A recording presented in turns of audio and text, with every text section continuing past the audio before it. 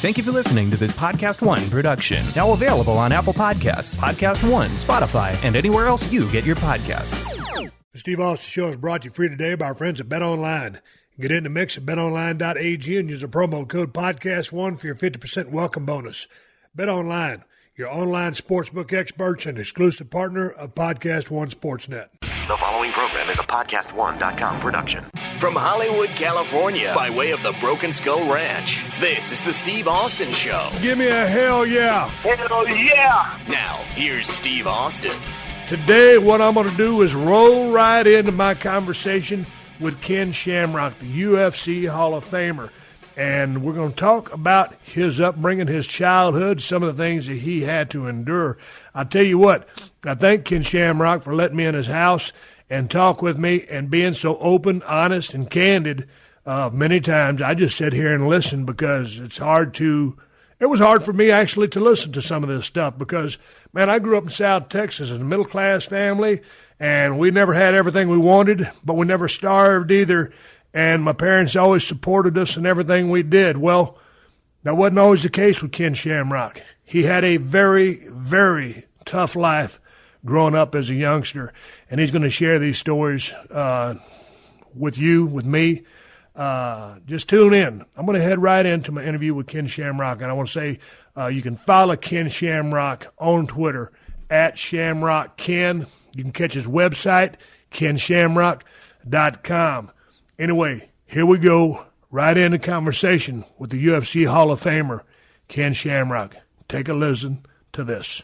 All right, I'm sitting here with Ken Shamrock. At one time, the world's most dangerous man. At this time, still extremely dangerous.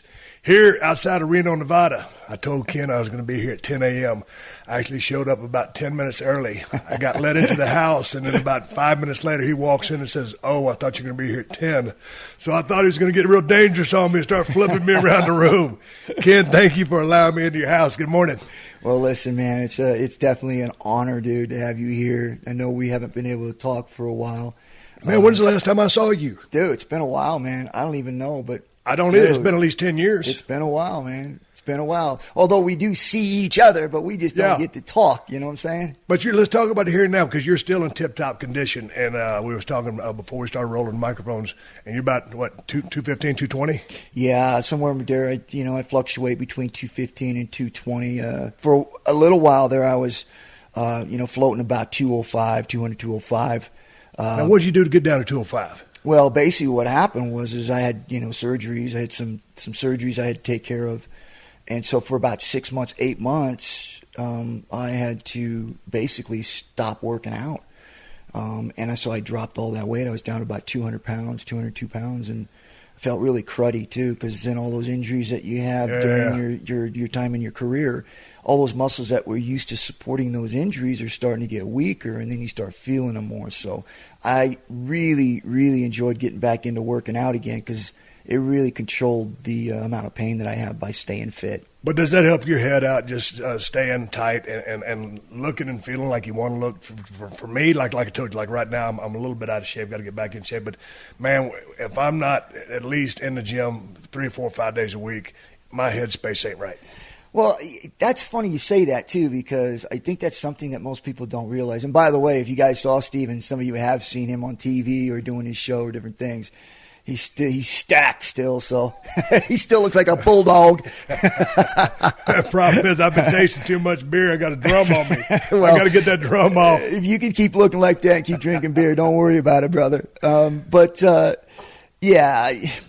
know. I think people have this myth about, and athletes too, man, I think it's a good thing to really say that, is that when you get done fighting or playing football or wrestling or anything that you've done for a very long time, that's been a lifestyle for you. You struggle to get to where you need to be.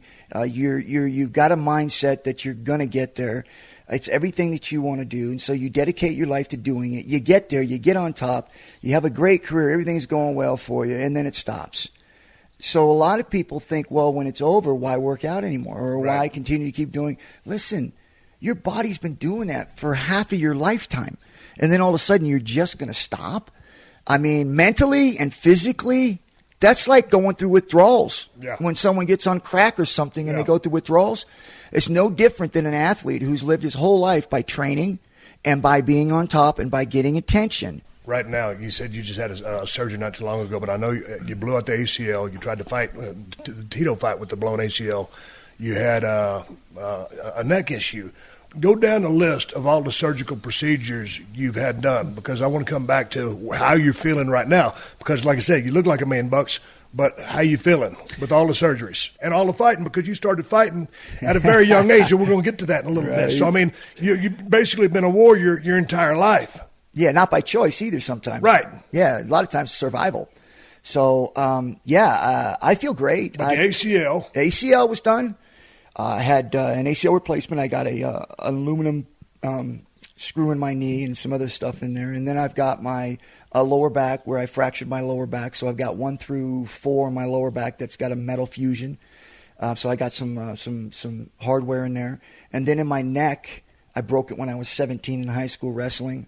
And then after a career of being a professional wrestler and fighter, there's a lot of cartilage damage. I broke it again. And so I had to go back in and get another metal fusion. 1 through 7 in my neck is metal fused.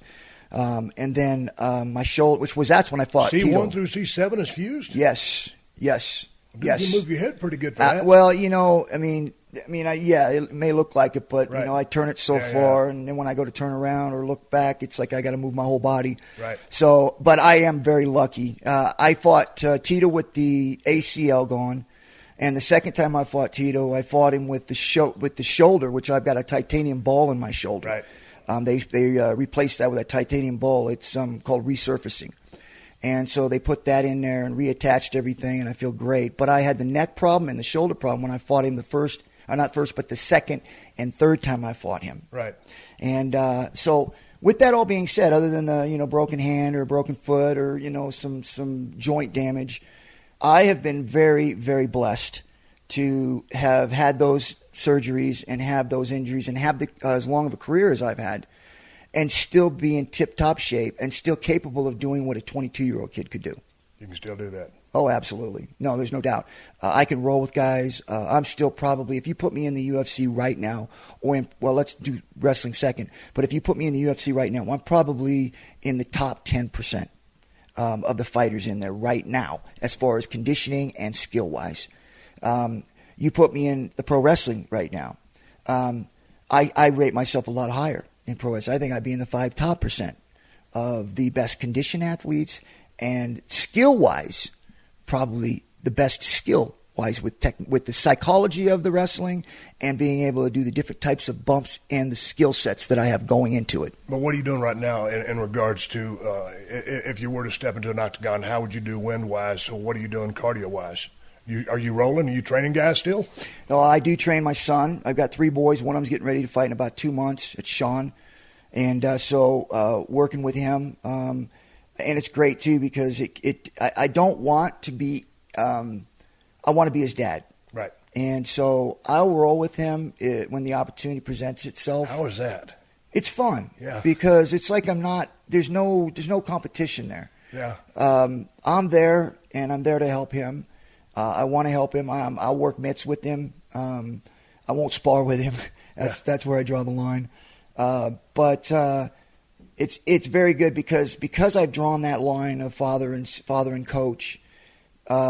I'm able to be his father, and I'm able to support him and get the right coaching for him. Right. And then when he goes into a fight, I can be nothing but positive. I don't got to break a fight down and show him what he did wrong, right. Show him what he did right.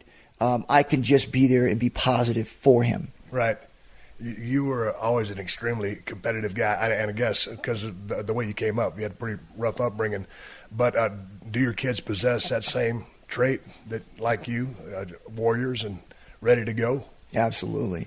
In different ways. Ryan has got the mentality of you got to kill me. Right. And you twist his arm behind his head and he won't tap. And that's my oldest boy. And Sean is more of like his brother or my brother Frank, where he looks at it as more of a competition, more skill.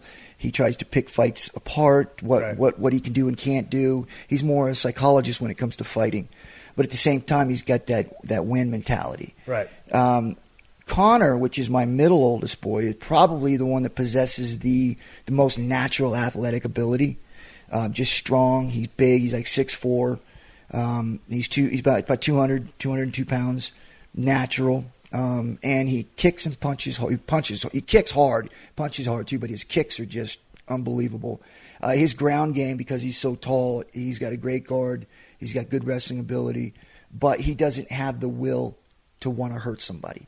He doesn't have that mentality to go out there and punch somebody in the face just to punch him. Right. But you got to have that, don't you? Absolutely. Yeah. Yeah, absolutely. But if you put him in the situation, right, all it takes is for the guy to hit him once and game over. He just needs the reason. Did they grow up at being so athletic? Did they play football, baseball, track, all that? Or was it just go, hey, right to fighting because Dad did? Well, my oldest boy, Ryan, and listen, I don't want to leave my girls out of it. Sarah and Rebecca were both very good athletes. I mean, Sarah had an offer to go to a Division I school for soccer. Right. Rebecca, if it wasn't for the fact that in high school she ended up getting tied up with a boy, but she was the fastest in the 100-yard dash in a Division I school. She was really good at soccer, possessed all the skills that my boy Connor did, and had the ability, but just didn't have the work ethic. Tremendous girl, though. Love her to death. So even my daughters were very athletic. So very proud of them. But with my oldest boy, Ryan, he went into wrestling. He was just doing grappling younger at a young age. But when he got into high school, it was the first time that he had wrestled. In his very first year, he took and this is in San Diego, right, at East Lake High School. And he ended up winning the freshman tournament at the end of the year to see who the best freshman was in the county. Yeah. He won that his first year. His second year, he won the JV championship. And then his senior year, he did the same thing. He placed for section, but there was just a lot of good kids out there, guys that started when they were 5 years old. Right. But you get what I'm saying. From the time he was a freshman to the time he was a senior, he was he just tremendously competitive, and he learned very quickly, but he just didn't have the years of experience the other kids had. Right. And he did that. He also played football. And he was a tough kid. He only weighed 135, 125 pounds. He's the smallest of my boys, the oldest, but the smallest, and he's only like 5'8". And so they tried to put him at outside linebacker, tough as nails. Yeah. But as he got up to be a junior, he played for the sophomore team because he wasn't big. No matter where they put him, he'd hit people, but you just see him come out the back in the dust bowl. Yeah. No matter how tough he was, he just didn't have the weight in his ass. So they rolled over the top of him. So his senior, he didn't play. He went and played lacrosse. Well, hey, man, when you and I started talking just a couple of weeks ago, I was trying to track you down. You was all over the country. And just recently you came back from Oklahoma, and we're sitting here in your house outside of Reno. But this thing, you've been running around doing, is it your testimony? Is it your story you're telling? Testimony. I go out and basically I go to high schools. I go to juvenile facilities. I go to colleges. I've even gone into professional hockey teams, football teams, and be able to speak into a lot of these athletes who are younger that are coming up, and be able to explain, because most of them have come up with some troubles in their life, and to help them explain some of the hurdles that they're gonna face going through. Being a professional, going from a standard, amateur athlete into a professional world where you're getting money, you got to manage your time. No one's there to hold your hand. It's up to you, and it's a big responsibility when you're not used to that. So I'm able to speak into those lives. Also, I go in and I do things with churches. I work with the youth. I also work with congregations.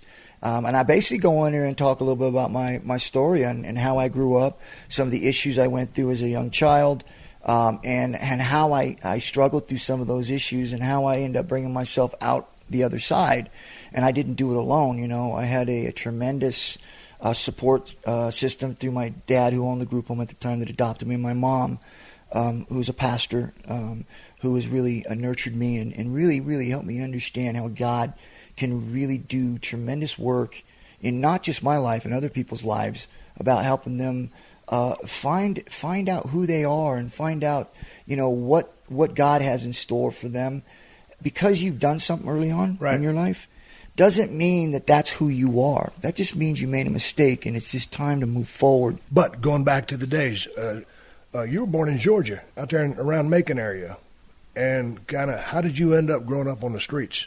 What happened at your first home with your parents that you ended up on the streets? Were you just a wayward kid, or just were hell bent on, or was it the stuff that happened at the house that turned you into Ken Shamrock, the guy that was running around on the streets? Well, I tell you, I was, going through like I said, I got molested. My brothers and us were made to do things to each other when we were 5, 6 years old by babysitters. And we were stealing toys out of trash cans. We were stealing food out of trash cans, whatever we get our hands on. My biological mother at the time was a go-go dancer, and today's standard, a stripper. Yeah. She was never there. She's trying to put food on the table, and She was young. She didn't know how to raise children. She was young. And I think she had issues at her house with her stepfather, which drove her away.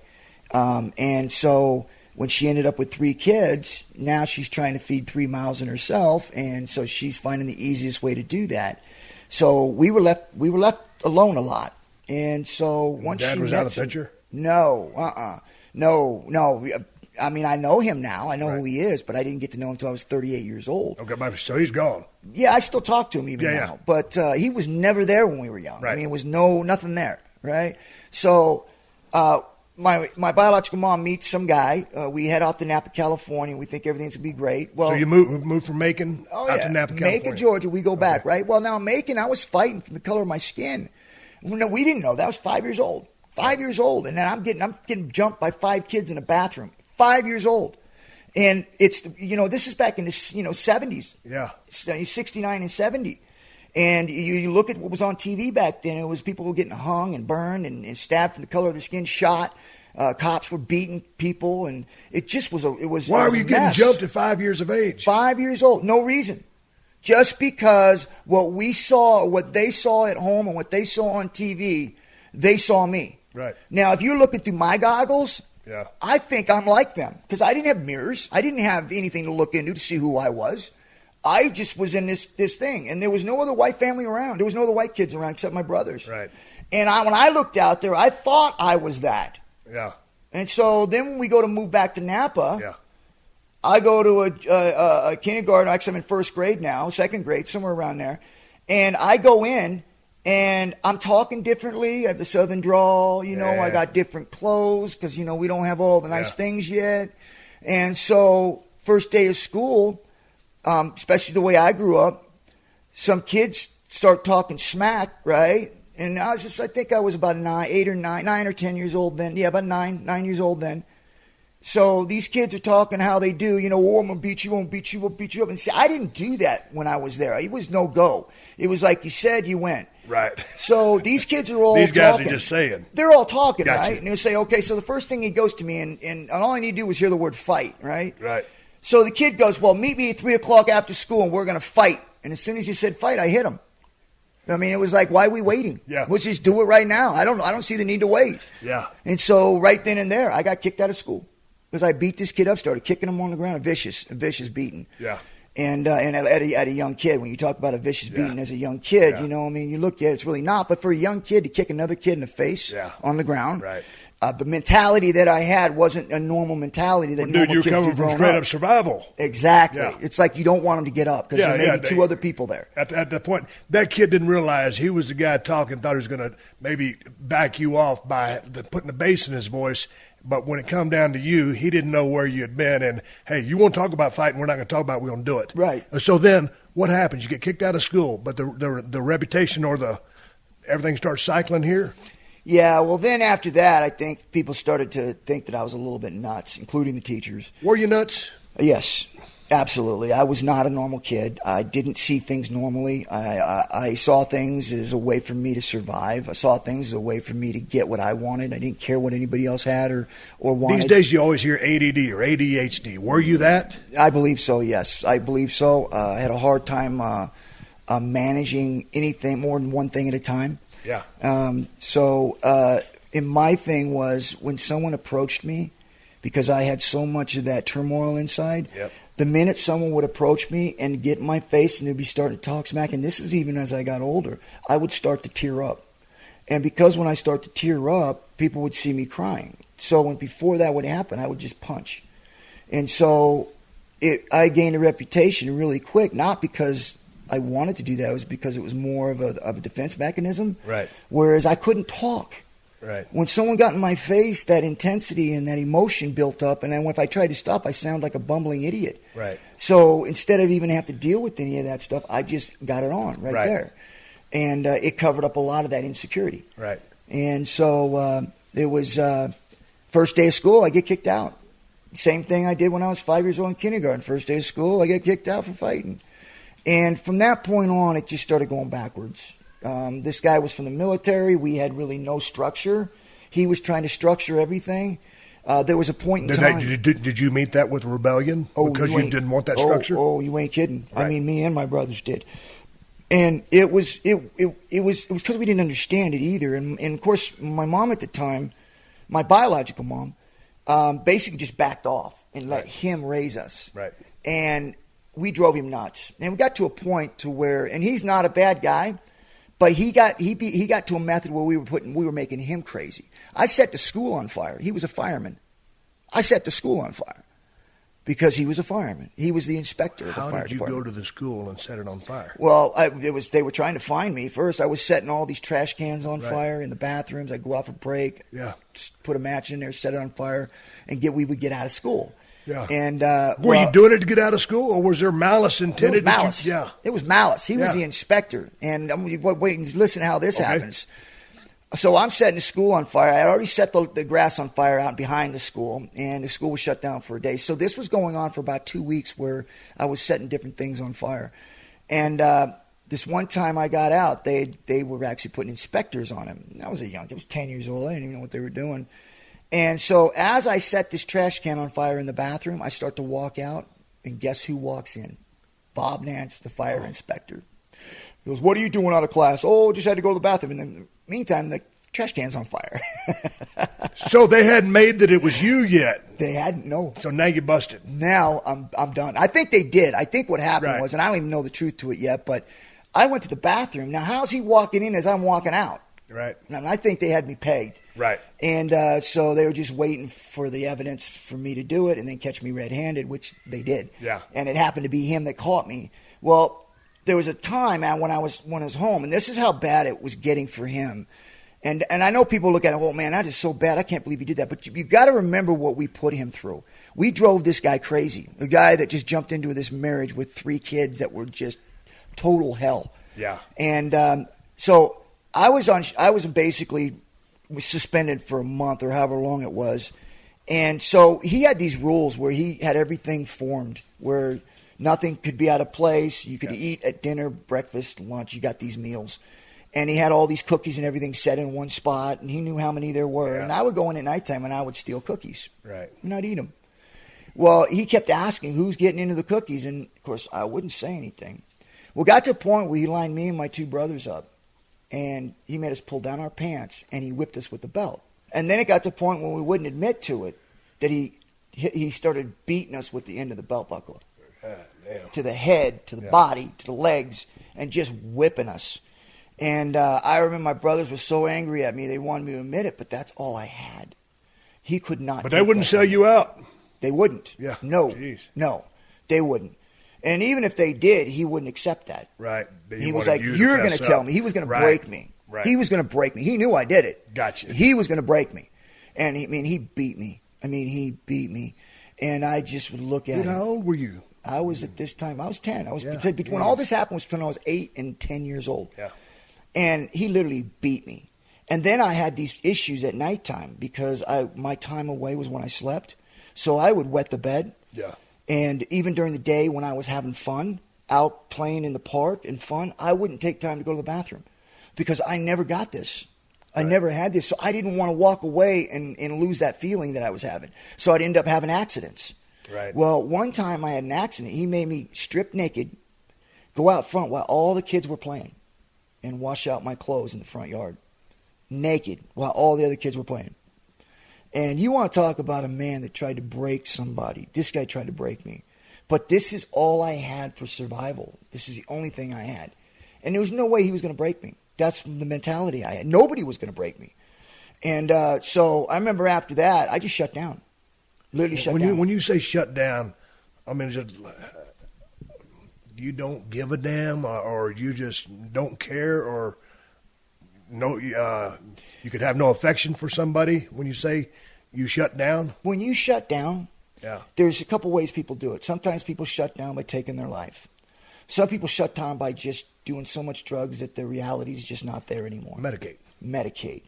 Some people shut down with violence. Right. I shut down with violence. Okay. I literally had no care for anybody else. I didn't care what anybody else did. I only cared about me and that I was going to get what I wanted.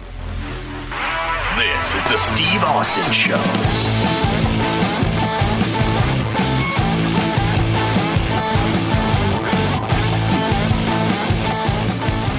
The wait is finally over. Football is in full swing. It's week 4. Cam Newton and the new look Patriots head to Kansas City to battle Patrick Mahomes and the Chiefs, while Big Ben and the Steelers face off against Derrick Henry and the Titans. You might not be at a game this year, but you can still be in on the action at BetOnline. BetOnline is going the extra mile to make sure you can get in on everything imaginable this season. From game spreads and totals to team, player, and coaching props, BetOnline gives you more options to wager than any place online. You can get in on their season opening bonuses today and start off wagering on win, division, and championship futures today. Head to BetOnline today and take advantage of all the great sign-up bonuses. And don't forget to use code PodcastOne. BetOnline, your online sportsbook experts.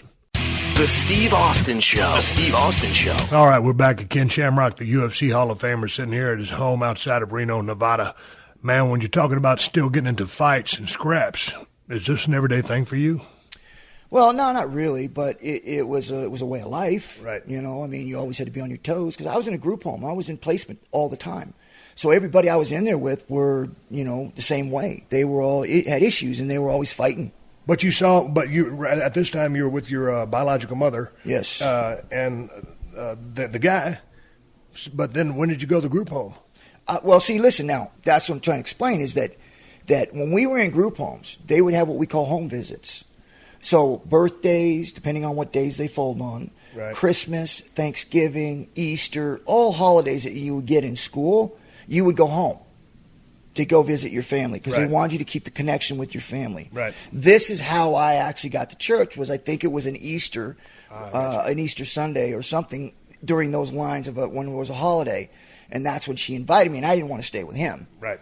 And so I went with her just to get away. So it was on a home visit that I actually, experienced the Holy Spirit.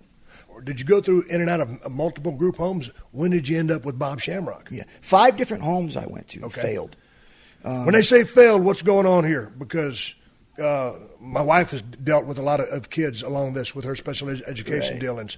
So, man, you get into a home or house, but it's intense. Because it sounds like, dude. You're pretty much. For lack of a better way to put it, kind of like a wild animal. Because it's probably a pretty good explanation. You're pretty angry. Yeah. So what did people think when they got to know a little bit about who Ken Shamrock was at such an early age and so uncontrollable or defiant? That's the problem with the system. There's some good ones out there. Obviously, I wouldn't be here, but most kids that are going through that, when you look on the outside of it, they're the ones you want to throw away. So that's who I was. Right. Besides the person I was on the inside, no one really knew that because that's what I protected. Right. So, by the way, protecting that with me was fighting, being angry and had this attitude. And so when I would go to group homes, that's what I presented, was this attitude. And I wasn't a big guy. I was just, probably small for my age. Yeah. But I was like a friggin' firecracker. Yeah, scrap. And I was scrappy, and so I was pretty strong for a young kid. Yeah. I was strong. I was pretty ripped, and God had given me some pretty natural athletic ability. And so when I would go to these homes at 12, 13 years old, I was beating kids up that were 15, 16 years old. Right. Because I wouldn't But what was hesitate. causing the fights at this age, Ken? Because what was the activity? Was it trying to play sports, or were they still picking on you? Because by now you had to establish a reputation for, hey, this dude's pretty bad. Don't mess with him. But the fights are continuing. Yeah, they don't stop because I was the one really making the opportunities for them to happen. Right. A lot of other things happen where these guys steal things. Yep. Go in there and they take a razor blade, or they use your toothbrush, which sounds gross, but there's a lot of stuff that happens where they don't respect your stuff, and especially in this environment, that even if it's something as small as saying don't go into my room, and they walk in your room, you light them up. Right. Because if you don't stop the small stuff, they're going to keep going. Right. And so really that's what it was about, was establishing territory, establishing the person that you were, and I'm not the one that's going to be doing your chores for you, and I'm not the one that you're going to be punking. If anything, it's going to be me. And so you had to establish yourself, and I went to 5-6 different homes, and I had to reestablish myself every time. And even after I did that, there were still those one or two guys where they were tough enough that there was always that rivalry, and there was always fights happening between something, and there was always the position. Me being so young, there's no one that was going to accept that I was tougher than they were. When you're at a group home, and all of a sudden they say, "Okay, we've had enough of Ken Shamrock. He's got to go." They find another home for you, and then they put you in that home? Well, no, normally, yeah, sometimes it happens, but a lot of times I just split. I had enough, and I would just take off. So where would you go?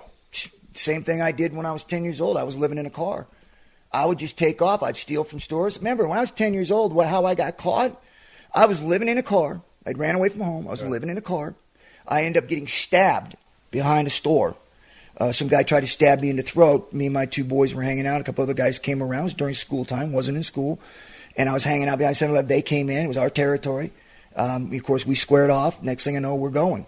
Dude went to stab me. I put my arm up, stabbed me in the arm. He tried to pull the knife out, but it was stuck in my bone. I ended up getting inside the store even after I got stabbed, I still went after the guy. I mean, we ended up running him off. My friends looked at him, there was blood everywhere. And I ended up looking down, there was a knife sticking out of my arm. And I remember going into the store and I passed out. Next thing I know, I wake up in a hospital, handcuffed to a bed. Jesus. Strong arm robbery. Grand theft auto, because we ended up stealing cars, and we were breaking and entering into cars. So I had a rap sheet pretty thick at 10. So that's how I got actually caught and put into placement after being away. So when I would run away from these homes, the street was my home. Right. That's how I grew up. And the way I made money was robbing kids of their lunch money. I'll go up and stick a knife in their neck. Dude, give me your lunch money. I'd even cut them sometimes. Yeah. Just to give them a cut, just to let them know that I'm not playing. Give it to me. Right. I mean, I was a bad person, and, not necessarily by choice. It was really just by the circumstances that I was put in. Surviving, and that's what you knew. Yes. How did you end up with Bob Shamrock? And what was it about him that was it, if you had a beef with someone, he would put the gloves on you? Or what bonded y'all? What was it about him? Well, I tell you, it was definitely different. When we first went there, I went with two other kids from the home, and this was a last stop. He took hardcore kids, and I was one step away from going to California Youth Authority, which was a kid's prison. Right. This was it for me. Either I made this or I was going to prison. And so I remember Bob Shamrock, we had two other kids going up. The probation officer brought us up. How old are you? At this time, I was 13. God dang, you're still a youngster. Yes, okay. 13. And I was in the car with two other kids. One of them was Sean Green, and the other one was Jeff Ainsworth. And they were, one of them was 17, and the other one was 16, close to 17. And normally when a kid's going up to prison, they're usually upper in age because they failed a bunch of placements. I was already where they were at 13. Right. And so at 13 years old, I'm going into this home with all these kids that have this last chance. And so I ended up walking into the house, beautiful home. I mean, it was a $1 million home. It was beautiful. All these other homes you went to. Where's it at? This is in Susanville, California. Okay. And I'm walking this house, and I looked at it, and I was like, we the right place? This is like, I've never seen anything like this, but on TV. And that's very few in between because we didn't have TVs. But I was like, I know what this looks like. It's not for me. Like, this isn't for me. We going to wear a tie at dinner? Are we going to sit there and going to smack us with rulers? This is, I was really uncomfortable. So the first thing I thought of was when I walked in, I saw video games upstairs, pool table, marble oak fireplace with brick rockings on the outside, grand piano, marble tables, just this beautiful home. And I remember walking in and I was thinking to myself, okay, I could steal. I know that's silver. I could take that. I was thinking of stuff I could steal. Right. Take an inventory. Yeah. 'Cause I knew I couldn't make this place. Yeah. This is not me. And so I was looking to steal everything. And so when I walked in, the probationer goes in, he shakes hands with Bob Shamrock and Dee Dee. And so they introduced him, and they shook our hands, which right there was like, dude, people don't recognize us. They just, when they shake hands and they say, how you guys doing? And they send us off on our way. Right. Well, he goes, well, great, come on in. And we come in there, and he has a soda bar, like a bar, regular bar, but it's soda and ice cream and peanuts and stuff like that for all the kids. And there was like 18 boys here at the time, big home. And I was looking around. These kids were running around and playing, and I was like, there's a whole weird atmosphere here. And so we sit down at this Because bar. it was happy? Yeah, it was like an atmosphere of like a home. Yeah. Like a regular home. Yeah. Smiles. And I was like, dude, I never felt this. Yeah. And I'm thinking something's weird here. And so we sit down. He sends the probation officer off with a counselor. Says, get him some coffee, see if he wants something to eat. And he has us sit down. He sent the probation officer off.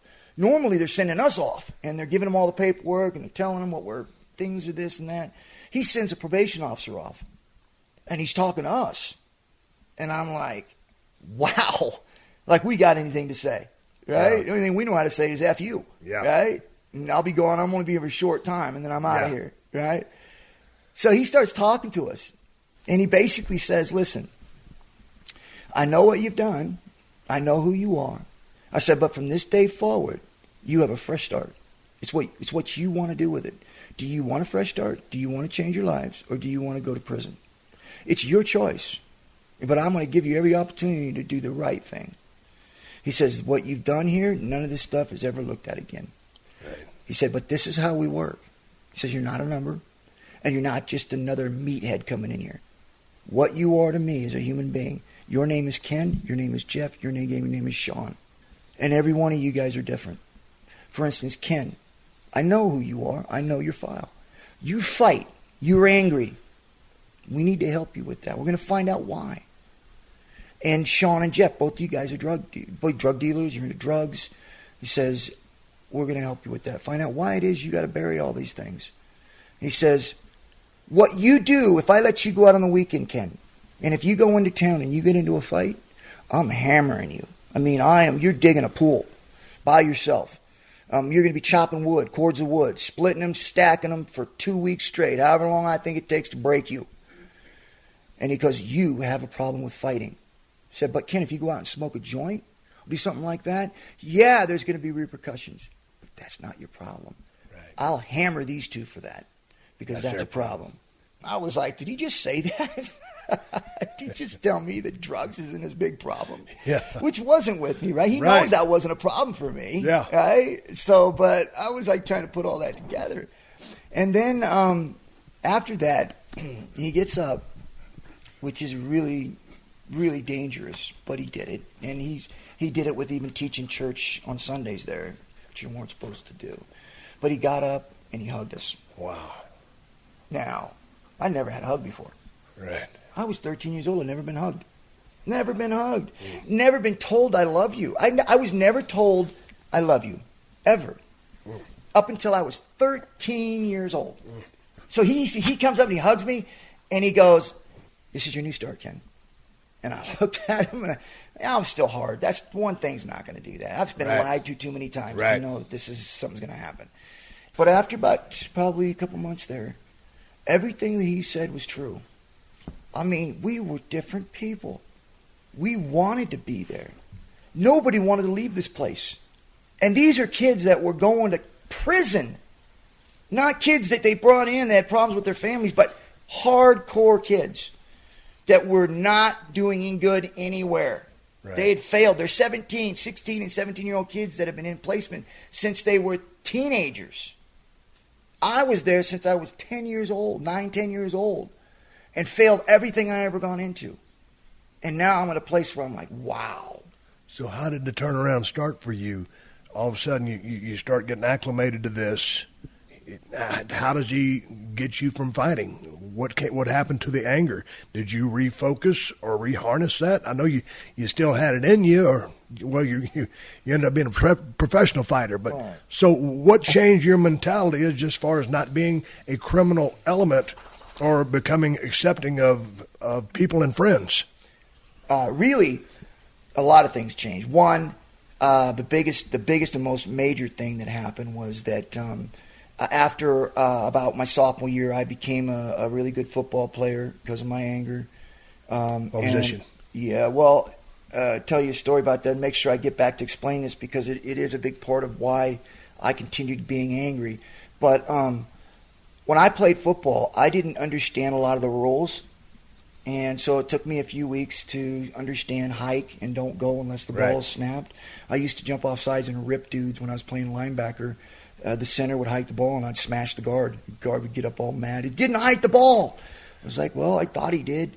So I had to learn a lot of that. So they moved me back to cornerback, which is playing the receivers, right? So I wasn't always, so intense to where I was hitting people, which felt good.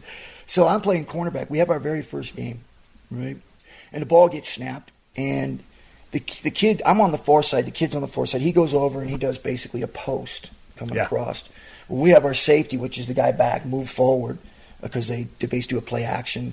Safety comes forward, linebackers jump on it. The receiver on the other side comes up, does about 20 yards, and then comes across. And, of course, as I'm dropping back, I turn, I run, I start to go back. My receiver cuts across the middle, so that's covered. There's nobody there, so I turn to look to help in the middle. Mm-hmm. And here's this receiver coming wide open, and I see the ball go in the air. So I'm looking, and I start going towards this dude, right? And I just lit him up. I hit him so hard that when I hit the ground, my feet kept driving. I mean, I didn't stop, right? And the whistle blew. And I knew enough after hitting people that whistle stop. Right. Ball snap, go. So I started learning basic stuff. Whistle blows, I stop. I jump up. Now, every time I've had this feeling, I'm in trouble. Right. I just beat the crap out of somebody, or I've been in a brutal fight. And so I jump up, and my first instinct was to run. I got all these pads on, and fans are out there. And I jump up, and I'm going to run. And I'm thinking to myself, where am I at? And all of a sudden, I hear a kid comes up to me, and great hit, Ken. Hits me on the helmet. Nice, and all my teammates hit me on him, and I'm like pinching myself. Then I looked at the sidelines, and the coaches are all like, great hit. And I was like, started to feel a little better. Then I look at the enemy, which is the fans, the parents. Yeah. And they're jumping up and down. Now, you're talking about a kid his whole life had been punished for this feeling. Right. This anger that I had is now being complimented and praised and practically put on a pedestal for just trying to kill this kid. Right. Literally, my intentions was to just literally abominate this kid, just turn him into mush. Right. My intentions was very, very bad. Right. And I'm getting patted on the back and praised for it.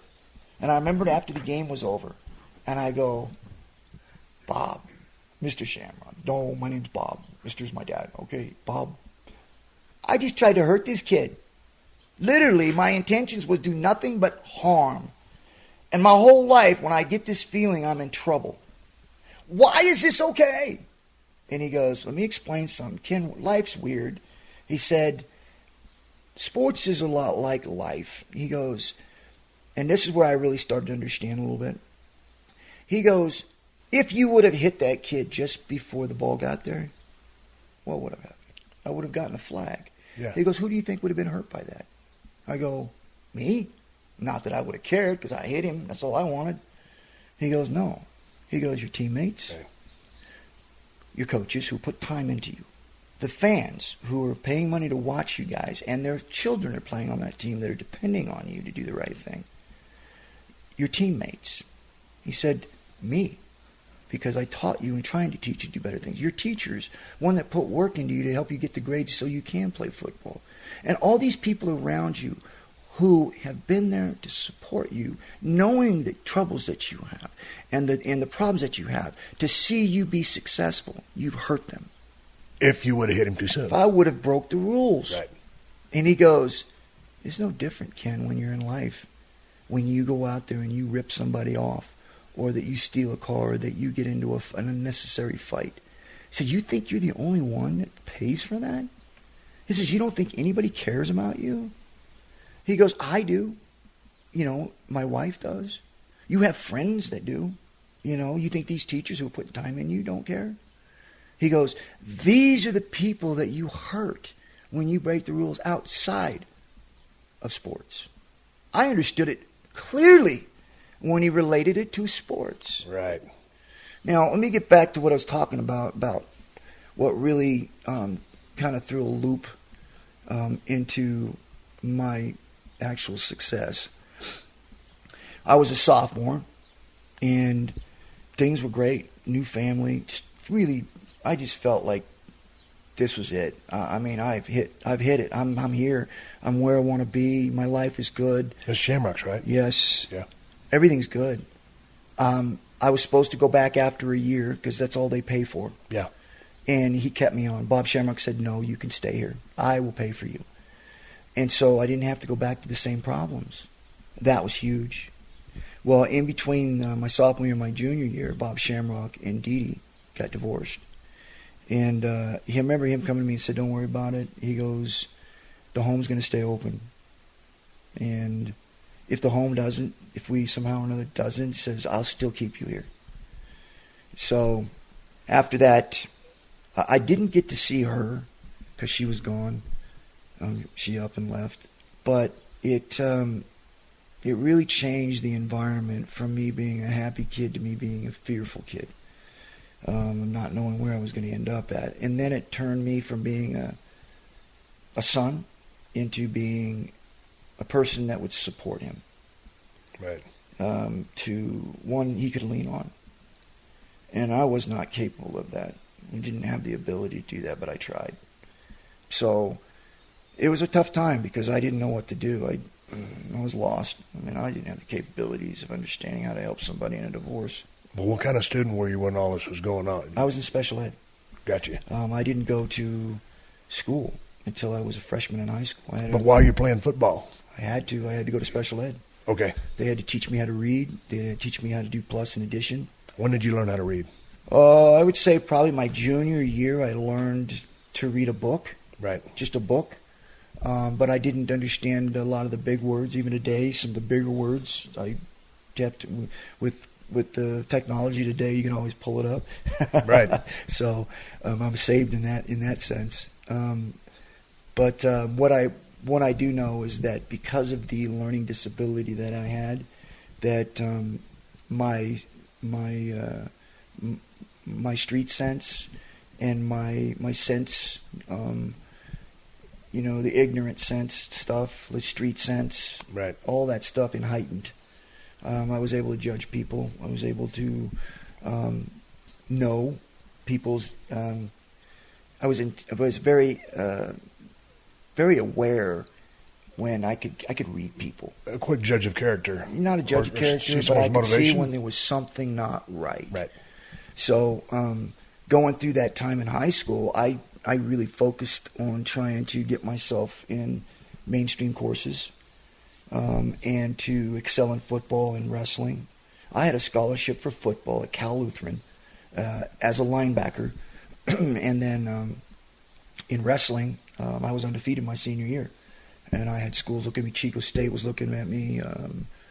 How'd you end up breaking your neck? Wrestling. I had qualified for state. Right. Normally, you have the freshmen come in, they clean the mats, they tape them together, and you start practice. Well, when you're the only person, I was the only one on the team that qualified, you had to bring people in to help you train. But you didn't have all the people there to clean and straighten things up. So we laid the mats out, but mats weren't taped together. Right. So I ended up was working against a guy that was bigger than me. And I had this guy picked up basically into a fireman's carry. And I was playing around. The coach said, you better take him down or you're going to be conditioning for an hour. And he was pretty hard, but he was good. And so I went to step and take him down. A mat slipped. I fell on my butt. Guy fell right on top of me, snapped my neck, broke my neck. Literally could not move.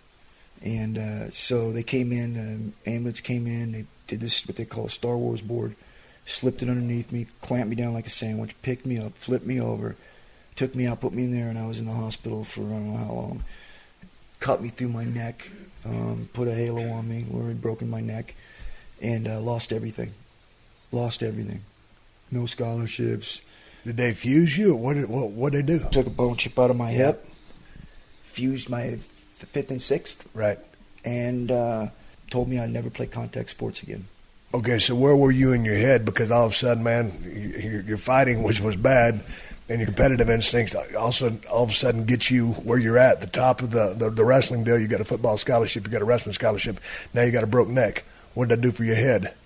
Down in the dumps? No, actually not. Because even when I was in there, I was like, even my dad was saying, "So how you feeling, son?" And I was like, nothing's gonna stop me. Even then, I was in a halo. Not in a halo, I'm sorry, I was in Star Wars, but they would flip me over. The way I would watch TV was through a mirror. And then when I had to go to the bathroom, they flipped me over. They had a hole in there, and they would open the hole, and I would pee that way. I could not move. I literally could not move. And so, even then, and my dad, God bless him, he used to tell people, he said, I just never met anybody like him. A guy that was literally laying there, could not move. Basically saying, I don't care what they're saying, man. I'm doing it. I'm playing it. Yeah. It's like, he says I couldn't do anything but agree with him. Okay, so what happened? You end up at Shasta College. Yes. How did you end up at Shasta College? 2 years later, I'm playing college football. Did you walk on? I walked on. Okay, so now you're a football stud. You're playing at the junior college level, correct? Yes. Okay, you've got a social life. You're one of the big shots on campus. You're fearless. Are you fighting? Oh, yeah. I mean, not professional either. I'd actually did a tough man contest. So that's where these started coming in. Yeah, in Reading. I was bouncing at a bar. I had a few scraps in the bar where I hit this one kid. I got hit with a bat in the back, and the bat broke on my back. I turned around and hit the dude, and he went to the hospital. I blinded him in one eye when I hit him. His dad happened to be the one that ran the Pepsi-Cola or the Coca-Cola industry in Reading. So didn't work out. Thankfully, he knew that his son was a rebel. And then when we actually told him what happened, he was a little bit more forgiving. Right. But there were no legal ramifications for getting sued or whatever. No, they basically backed off. They didn't want the publicity. Right. So I'd been fighting a lot. Then I did these tough mans. And it was that was Bob saying when you're still fighting a lot. He supported me. Yeah. He knew me, though. I don't think I could have made it in life without being able to have a place for my aggression to go. You talked about, how you like to interact with your sons, be a father and not a coach, but you'll work with them. So with lack of structure that you had as a kid growing up, how structured or how did you bring your kids up? What were the parameters or what was the guidelines here in the House of Shamrock? Always do your homework or chores or what was it? How'd you bring your kids up? I don't know how, or where, or what, but I'd have to say a lot of it came from my father and my mother, not biological, but my adopted father and mother. They instilled all the discipline traits of raising children, which is, obviously tell the truth, always be honest. You may not seem education. You look at it and go, well, why would I use math in life or this or that? And he says, it's not the actual work that you're doing. It's the structure of the work you're doing. It's being there on time, having your tools with you, being dependable. All these things that you will use in life. Yeah. And it's not necessary that you may have a job where you use math or the history, but the discipline that comes along with that you'll use in an everyday life. So we basically taught them the discipline part of it in the effort to always try to do your best, because someone else out there is going to try and do their best, and that may cut you out from a good job or from a good paying job or for the next promotion. And honesty, when you look at what you actually own in life, the only thing that you can really call your own is, one, your body. Obviously you own that. But then whatever comes out of your mouth and whatever actions that you have that other people see, these are things that you own, that you control. Your integrity, your honesty, these are all things that you own. How do you want people to see you like? What do your friends say? Who do your friends say you are? And that's usually who you are. You're not people, but your friends, your family. Who do they say you are? What did you really want to talk about? Well, it's just a simple thing because we talked about my dad and about my mom. When we talked about her leaving and all those things, it really wasn't in her hands. You know, a lot of things that went on there that we didn't even realize was happening. My mom ended up leaving because she wasn't getting the infection that she needed. My father started leaning more towards the male body. He would have bodybuilding pictures up. He always thought men's bodies were beautiful. And these are issues that I dealt with. And this is something that's never been told. So you're hearing it first. Nobody's ever even heard this. That when I told you I felt like I was being his significant other, it was because I think that he was actually leaning more towards men. And a lot of people may get mad at me for this, the ones that really know my dad and this, because he never really came out and said anything. But he was struggling with that. And I was struggling with it because I felt like he wouldn't date with women. And it felt like I was always there for him to lean on. Right. And I felt like I was going from being his son to his significant other. And it was lines. I was always drawing lines. And his mother was crazy. She ended up going crazy. I think he was afraid that's what was happening to him, that he was losing his mind. And listen, I say this out of love because I love my dad. I do. He saved my life, him and my mom both. But I also want to make sure I do my mom right, because for so long I was angry at her. I blamed her for leaving because he never said why. And he never blamed her either. He always said, well, she had her reasons. Almost like he was saying it was his fault, but he wouldn't say why. Right. And so I was so angry for so long. And then when I finally got back with my mom, because she came to his funeral and sang at it, which just spoke very highly of her and her Christian way.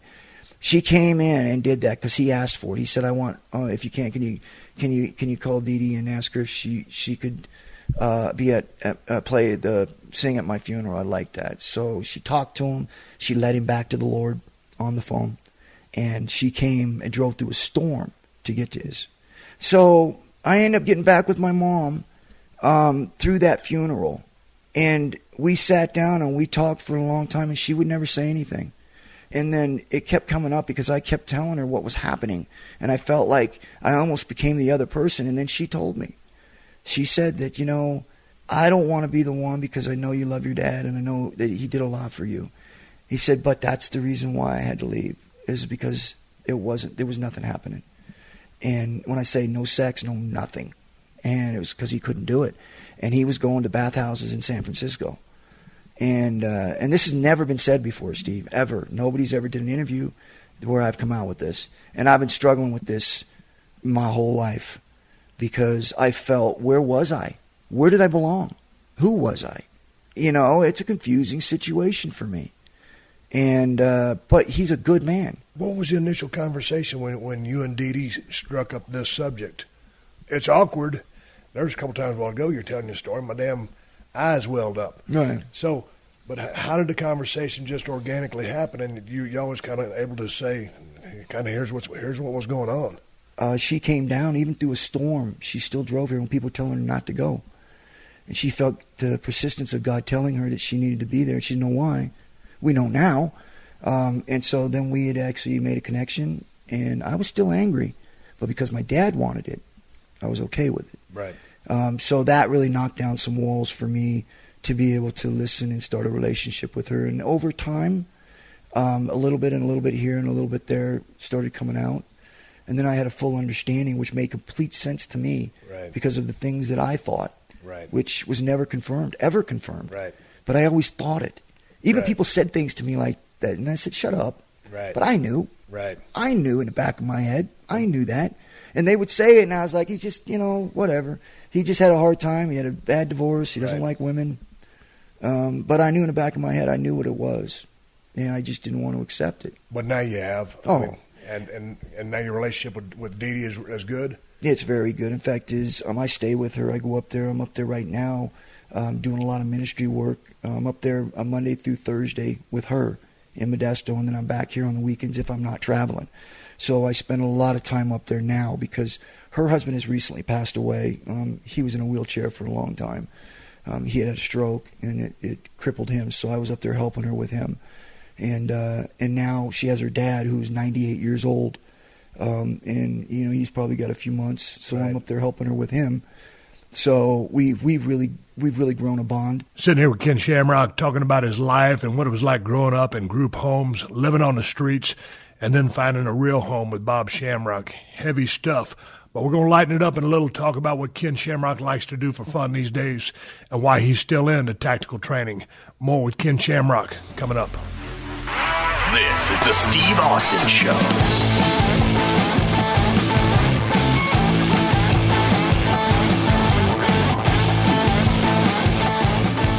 Did you know that right now Geico is offering an extra 15% credit on car, motorcycle, and RV policies? That's 15% on top of the money Geico could already save you. So what are you waiting for? Your dog to make you breakfast in bed? With Belgian waffles and a fresh food compote? As nice as that sounds, that's probably never going to happen. But at least there's never been a better time to switch to Geico. Save an extra 15% when you switch by October 7th. Visit geico.com to learn more.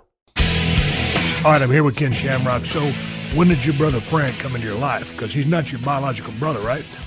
I was in college when Frank first came in. I went down. So he came to the Shamrock house? Yes. Okay. He was one of the boys there. Right. And I think he was 13 or 14 at the time when he came in.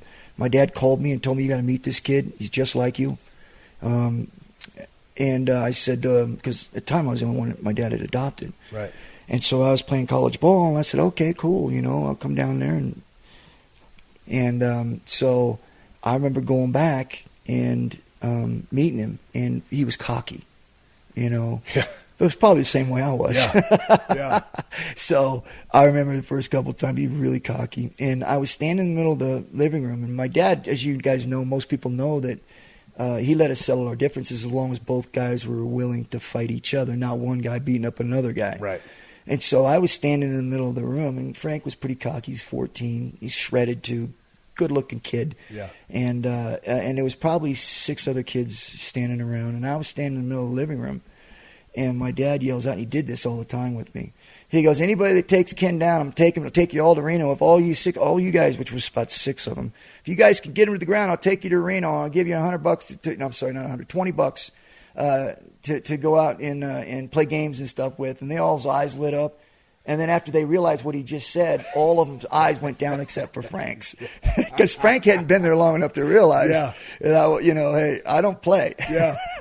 So Frank goes, come on, let's go. There's 6 of us, And so 2 of them go, okay, because they, a bunch of kids, they don't want to be punked. Yeah. So I think 3 of them started in first. And, the first one I went after was Frank. And so as soon as he came in, he went to grab me. I grabbed his hair, and I shoved him straight to the ground. You hear this bump onto the ground. His arms went out. Dink. Other kids tried to jump off me, and I kicked one in the side, and I backhand one other in the head. And all of a sudden, they just turned and looked, and it's like, what's he doing? And I said, what, do you think I'm going to let you take me down? What'd you think? Says, there's 6 of you, 1 of me. What do you think's going to happen? Yeah. So I let Frank up, and he backs up, and he just shakes his head. He goes, man, I thought we were just wrestling. And I was like, there's 6 of you. How do I wrestle all of you? So they didn't get their $20 and go to Reno. Of course, my dad knew that. Yeah. But that was my first experience with Frank. But after that, I think Frank had, which I know I did too, so it's not a big deal. Even at that age, I still did. The chip on your shoulder, where you really don't have respect for anybody that doesn't give you respect first, which is not a good thing to have. You should respect everybody, and if they give it back, great. If they don't, well, move on. Yeah. We were both young, so there was a little bit of that jealousy there, I think. Not so much on my part because I already knew where I stood. I knew where I was at. And the fact is, I welcomed a little bit, Right. But what I was protective Right. of his intentions, of what Frank's intentions were towards my dad. And I didn't want to see my dad get into any problems or situations where someone was taking advantage of him. So I was pretty protective in that sense. And I didn't trust Frank for a little while. But after a while, my dad really grew fond of him, and that it was giving him some sense of comfortability. What brought Frank to the house?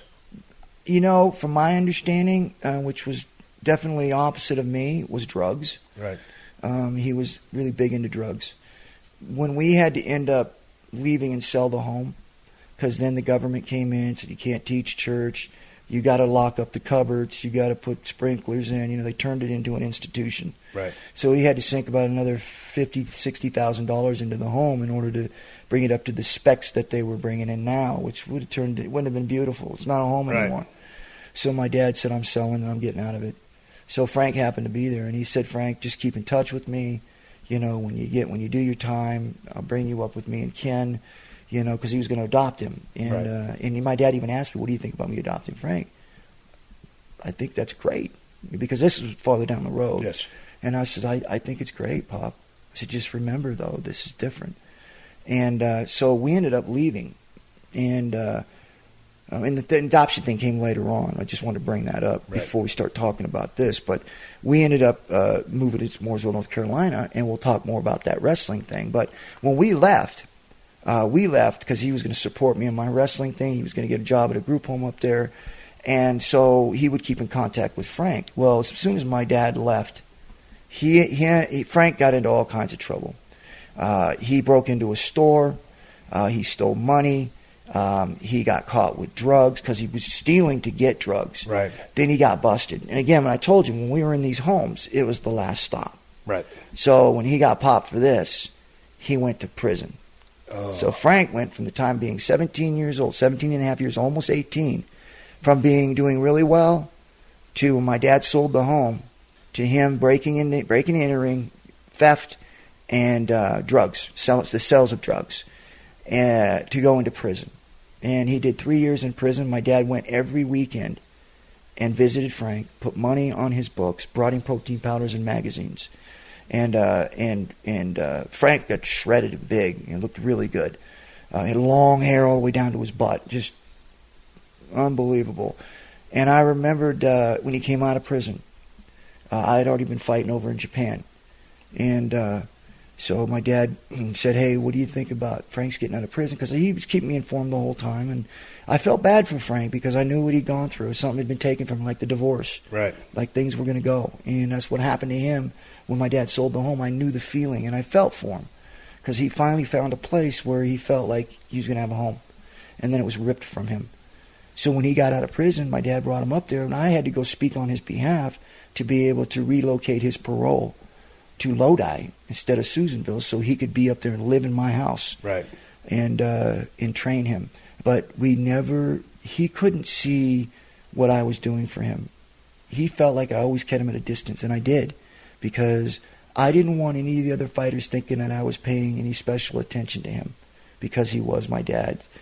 He was adopted and was one of my dad's kids, and I was his kid, and he was my brother. Right. And I felt like I had to be extra careful on paying any attention to him or paying any favoritism to him, that he had to actually do better than the rest of them because he was my brother. Right. And he looked at that as me not really caring about him or thinking that I didn't think he was good enough, which was really the opposite. I thought very highly of him. I thought he had all kinds of ability, but I couldn't tell him that. And I think that created a real problem in our relationship. But where are you guys at now with respect to your relationship? Well, it's tough because of what happened with my dad. You know, I really... But you guys, I mean, but you guys don't talk. Yeah, we do. Oh, okay. Oh, yeah. Yeah, we're good. Oh, okay. Yeah, we're good. But you said that that's always going to be the person you are is the person you're always going to be. Yep. So right now, how are you? What does it take to set Ken Shamrock off? A wrongdoing, being disrespected, slighted? The same thing it would back then. Right. There's no different. Right. The thing is I know it now. It's the difference. Are you in better control of your emotions and everything right now? In some situations, yes, and others, no. You catch me in a wrong time where I'm not thinking, and bad moment. You know, I'm going to react different. I'm going to feel bad about it later because I know right and wrong. I know how to deal with it. Right. So I know there's no good that comes out of being angry and violent. Nothing is good. And I know with me especially, because I could stop it from happening. I don't need to do that. I have the reputation. I don't have to do it. But with the work you do with the ministry, do you go out or do you seek out? I mean, guys, kids that came from that are right now in the same shoes that you were way back in the day. Do you talk to these young people? Yeah, Because, dude, there's nobody that could better get across or feel what some of these guys are going through right now at 9, 10, 15 years old. Yeah, there's no question that I have an open door and that I have a hook that I can deal with a lot of these kids that most people can't. And it's because I'm a fighter, and 2, I've been there, and I know some of the things they're thinking. I can cut them off before they even say it. And so it does give me an edge to be able to speak with these kids. It is something that I do take very seriously when I have the opportunity to be able to change somebody's life or speak into somebody's life, and not necessarily be able, because you're not going to change it there, but you can plant the seed, and somebody else who works with them on a daily basis will be able to water it and nurture it and try and hopefully get it to a point where they can deal with it themselves. But it's got to start from somewhere, and they've got to have hope. And if you can give them hope, then you've got something to work with. Hey, man, what do you do? I know you're traveling around a lot with the ministry stuff. And, man, I listened to your story. It's an incredible story. I know you love to fight. I know you still work out. You're in premier shape right now. What do you do? What does Ken Shamrock do that's fun or relaxing or is a hobby? Well, I wouldn't call it a hobby, but I would say that for me, in fact, is on tomorrow, I get my grandson, Asher, who is a year and a half old. And I usually get my granddaughters, Maylin and Jaden, and then my other grandson, Derek, that actually real local here. And I get them all the time when I'm home. And I really enjoy being with my grandkids. I really do. That's fun for me. I like to compete in golf. I love to play. You play golf? Oh, yeah. You got a pretty good game? Yeah. Oh, yeah. Yeah, I would never picture you as a golfer. Oh, man, I'm telling you, dude, I can play. I actually played in Freddie Blitnikoff's celebrity golf tournament in Sacramento. Okay. Played in that the last 7-8 years, and that's a fun time for me. Yeah. And there's a lot of athletes out there, ex-football players from different teams, fighters, a lot of different people from different walks of life. And it's a fun time. The one thing that I have that I want to do that for some reason I haven't been invited to yet, which is right here local, is the Tahoe national or the international golf tournament they have here. I think it's international, but there's all kinds of celebrities that play with that, and I'm right here local, and I've never been invited to that. And I play golf. Right. I was like, guys, save some money on an airplane ticket. So, but yeah, that's a plug. No, so yeah, I enjoy playing golf, and I think that my ministry work, when I just like talking here with you, for me is a healing process. All right, let's shift gears a little bit. We were talking on the phone the other day. I know you're obviously your reputation speaks for itself. What you can do with your hands, with your feet, whatever, wrestling, grappling, submission, fisticuffs. But you were talking about doing some tactical training the other day because you have your bodyguard agency. Yes.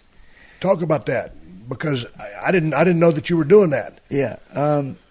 It's something I got into about 2 years ago. I actually started out with a company here in town, Blackstone Security, here in Reno with a guy named Aaron.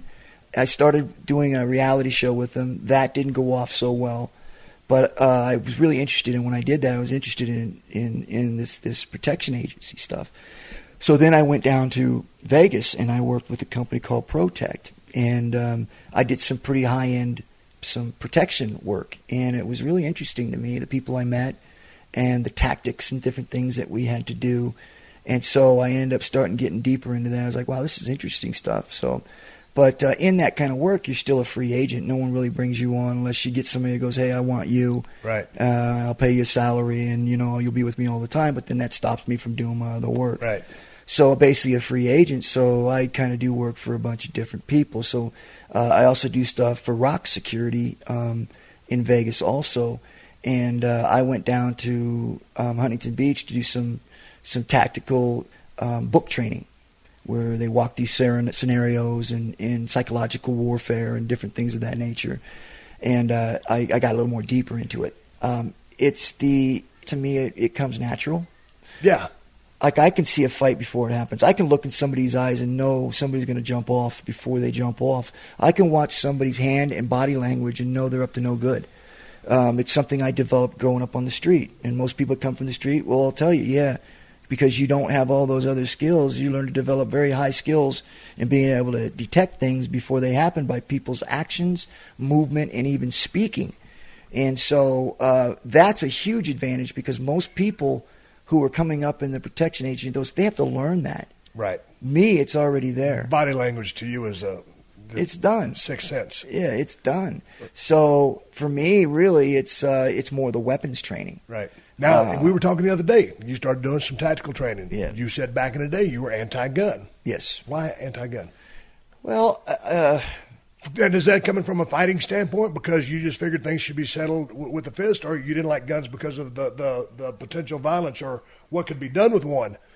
I mean, because I've been a hunter all my life, and man, I'm an eye for an eye, tooth for a tooth guy, so I see some of these crazy things that are going on with guns these days, and it's like, I do believe in very in-depth background checks. I do myself, but anyway, I'm a gun guy. So you were anti-gun, and now and I was so much. anti-gun not because I didn't think people should own them. I was Right. anti-gun because I felt by putting a bullet in somebody was too easy. If I had it my way, and if I was at that position where I wanted to shoot somebody, it would feel much better for me to put my hands in their face. It would be much more gratifying for me than to put a bullet in somebody. Right. So beating somebody up felt better. More. I see what you're saying. So you weren't against the gun, but you just figured if you were going to inflict damage, you would rather do it the old-fashioned way. I would rather feel it. Right. So with that being said, with all of your background in the martial arts and fighting, how have you taken to gun handling and stuff like that? Like a duck to water? You good with it? I actually, pretty surprisingly, got a pretty good target. I could put rounds down range and, at 30 yards with a handgun, and can hit my target. So that's pretty good. The closer you get, obviously, it becomes easier. The farther you get a handgun, you take more of your time. But surprisingly, I've been pretty good at that. The problem that I have is with like the M16s and the AKs, and I even got an opportunity to get on a saw and put some rounds downrange with that. But for me, it's the actual comfortability of knowing where everything's at on them. Right. Yeah, and that's just repetition. Just like it's almost anything with fighting. I mean, to be good with it's one thing to know how to shoot a gun, but to be technically proficient comes through repetition and trigger time and going through it over and over and over again. Yep, and that's where I think the uncomfortableness will come out when I start to set up and get ready to put a few down, is the uncomfortableness about really knowing where everything is at. Right. I'm also very cautious because I do know that there's no mistakes. You can't take a bullet back. Right. And man, just coming from the hunting background, I can't speak to, tactical is not my thing. I have some buddies that shoot tactical, but hey man, I've had some buddies or some people that I knew that shot at a brown spot in the brush, ended up shooting a buddy and killing them. And you can't take a bullet back. You've got to, as a hunter, you've got to identify your target. You never shoot at a noise. You never shoot at something you think it's something. You must know what it is before you pull that trigger. Now, especially in the defense game or bodyguard work or anything like that, hey man, you draw a gun, you've made a decision. If the threat's going to keep coming, you're going to pull that trigger. Yeah, it is you true. You got to live with that. Yeah, and that's one thing that I have in my mind, and I'm pretty sound on that, is that when that weapon is drawn, then you realize at that point in time that you screwed up because it should have never went to that. And I was thinking a little bit more law enforcement. So yeah, I that's different. I went a little bit full speed there. Right. So yeah, back to your point. Yeah, it shouldn't get there. Yeah, police officers a whole different ballgame. All right, everybody. That is going to close this show out for the day. That is the end of today's episode. I'm going to pick up more conversation with Ken Shamrock coming up next week, and we're going to lighten it up a little bit. We're going to talk a little bit about his career fighting in the UFC. We'll cover some more stuff on a future episode with Ken Shamrock. Part 2 comes up. Heavy-duty stories coming from Ken. I appreciate him being so open, honest, and candid, and sharing some of his stories here on the show. I'll tell you what, I knew Ken had a tough upbringing way back in the day, but I didn't know to the extent or what the details were. obviously, we covered some of that, but the guy has been through a hell of a lot. I appreciate Ken sharing those stories with me. And a lot of times, hey, man, I just sat there and listened because, I hear a lot of things, but coming from just a middle-class family in South Texas, I've never been exposed to a lot of the things that Ken was exposed to and went through and had to endure. So tip of the hat to Ken for overcoming all these obstacles and weathering the storm and sharing these stories here on the show. Hey, again, more coming up next week with Ken Shamrock. We're going to lighten it up a little bit and talk about fighting. This has been a Podcast One production. Download new episodes of The Steve Austin Show every Tuesday at PodcastOne.com. That's PodcastOne.com.